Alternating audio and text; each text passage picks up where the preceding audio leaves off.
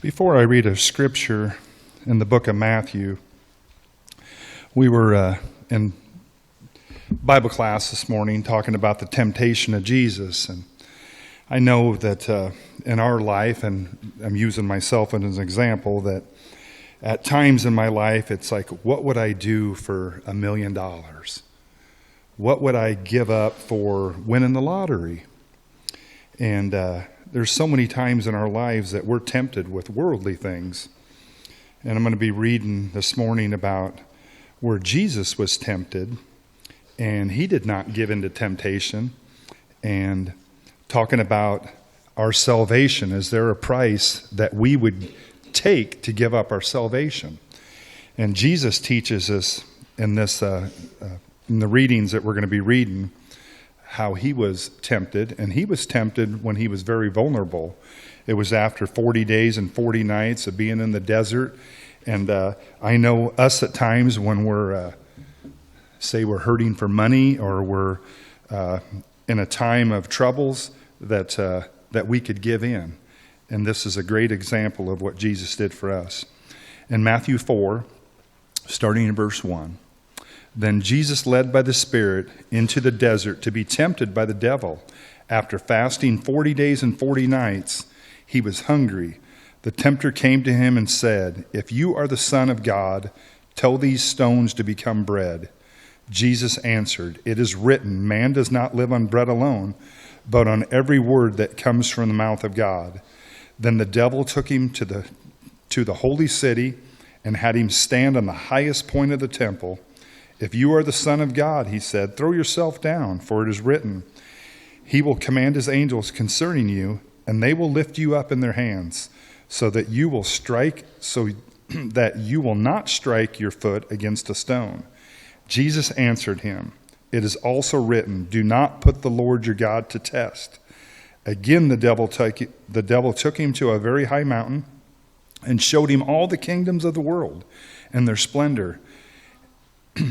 'All this I will give you,' he said, 'if you will bow down and worship me.' Jesus said to him, 'Away from me, Satan, for it is written, worship the Lord your God and serve him only.'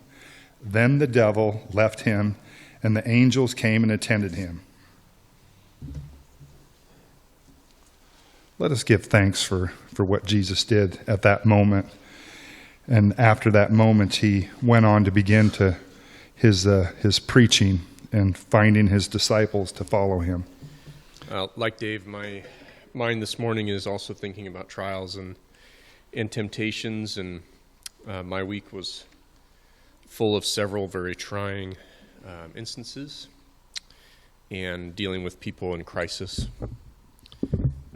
When I go through those things, let me back up. Earlier this week, I read this passage, and Psalm 49 is what I'm going to read from here.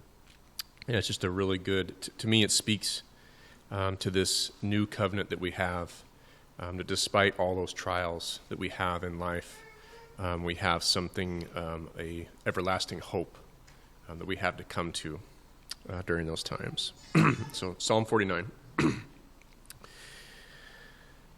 "Hear this, all you peoples. Listen, all who live in the world, both low and high, rich and poor alike. My mouth will speak words of wisdom. The utterance from my heart will give understanding. I will turn my ear to a proverb. With the harp I will expound my riddle. Why should I fear when evil days come, when wicked deceivers surround me? Those who trust in their wealth and boast of their great riches, no man can redeem the life of another or give to God a ransom for him. The ransom for a life is costly. No payment is ever enough, that he should live on forever and not see decay.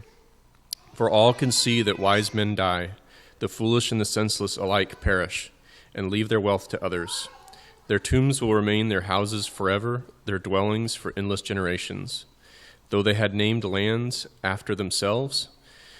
But man, despite his riches, does not endure. He is like the beasts that perish. This is the fate of those who trust in themselves, and of their followers who approve their sayings. Like sheep, they are destined for the grave, and death will feed on them. The upright will rule over them in the morning. Their forms will decay in the grave, far from their princely mansions. But God will redeem my life from the grave. He will surely take me to himself.